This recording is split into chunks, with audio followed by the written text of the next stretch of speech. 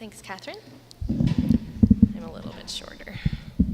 Okay, so my name is Rachel, and I work for the Manitoba Museum in Winnipeg, Manitoba. I'm the manager of museum programs there.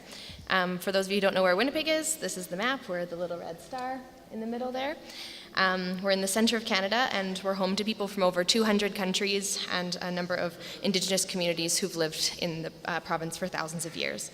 So the Manitoba Museum is a provincial museum. It was opened first in 1970, and it tells the story of Manitoba's human and natural history. The museum's currently in the process of a major capital renewal project that will renew or completely overhaul 42% of our gallery spaces, many of which have remained virtually unchanged since their original install in the 1970s.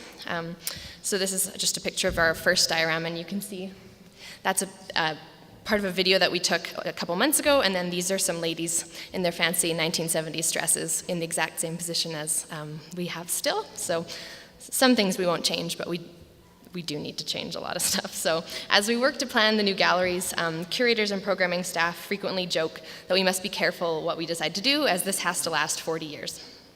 So today I'm just going to tell you a little bit about how we'll be working with migration stories in the new galleries, in particular our new Winnipeg gallery. This is going to be a brand new space, first for the city of Winnipeg, which has never had a permanent gallery dedicated to its history.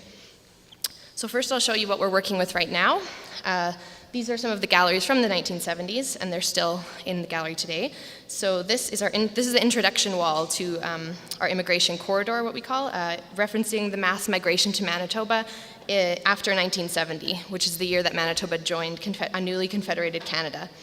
We're looking forward to overhauling this space for various reasons, perhaps most obviously the use of the term Indians in reference to the Indigenous people in Manitoba. This gallery also features the People of Manitoba wall. These are small cases that feature the various immigrant communities in the province. They were originally categorized by linguistic group, but this little edition, it's located at the very end, you can see on the left-hand side. This edition betrays that trend, and this is the people from Asia and Africa case. So this is currently one of the only places in our entire museum where Manitobans of African descent are represented. Otherwise, you wouldn't know they were here. So we also have this wall, which is pretty good in terms of objects, but basically just tells the story of the whole populating the west of Canada, come and have some free land, basically. So this narrative stops promptly in 1970 and doesn't reflect anything other than the European settlers who arrived in the late 1800s. So this is what we have now. Due to the way these cases were designed and built, they're difficult to update, and even if we wanted to update them, we don't really have much of a collection that represents post-1970 Winnipeg or Manitoba. For example, Winnipeg has one of the largest per capita Filipino diasporas in the country, with Tagalog being the second most spoken language in Winnipeg, even outranking French, which is an official language. And yet we have nothing in our permanent galleries that reflect this huge community, whose families have now been living in the province for generations. So last summer, when I joined the museum as a member of the curatorial team, I was tasked with collecting oral histories from newcomers to the province. With limited time, I decided that instead of targeting particular community groups, I would set up some pop-up museums in 3 different shopping centers in different corners of the city, and just see who I happened to meet. So shopping centers are a pretty neutral space, and there's no ticket required to go to a shopping center, unlike our museum, so I thought that would be a pretty good place to start. So we asked people to fill out these cards asking, do you have a migration story in your family? And by the end of the six-day project, I talked to new Canadians from over 50 different countries, and then eventually I interviewed 25 people who had come to Canada for all sorts of reasons, for love, education, safety, opportunity, and family. So alongside my colleagues at the museum, we set up a community engagement team who would help us take these stories forward into our new gallery. So the group we put together includes professionals from immigration and refugee services, academics, policymakers, and also individuals who have their own migration stories. Most of the team have their own migration stories. The group recognized that immigration stories should be integrated into the narrative of the city. They didn't want an immigration section like that problematic People of Manitoba wall I showed you earlier.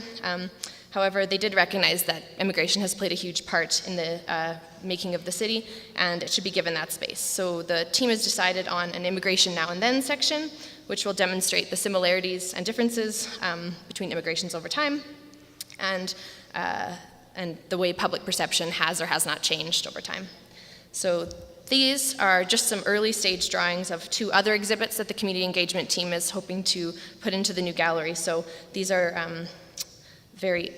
they're also very aware of the ongoing joke of this has to last 40 years, so these are designed to be particularly updatable in that we're taking into account using new media, so audio and video, and objects from the new collection. So this at the bottom there, that's what we're calling the kitchen table exhibit. So this will be a station where visitors can sit around the table together and listen to some of the stories we've been collecting from Winnipeg newcomers. And then within the table itself, there'll be community collections that will be exhibited and can be rotated over time.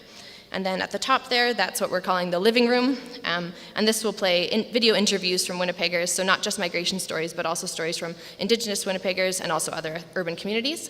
And we've also started the process of commissioning a few short documentaries from a Syrian Yazidi filmmaker who arrived in Winnipeg in February.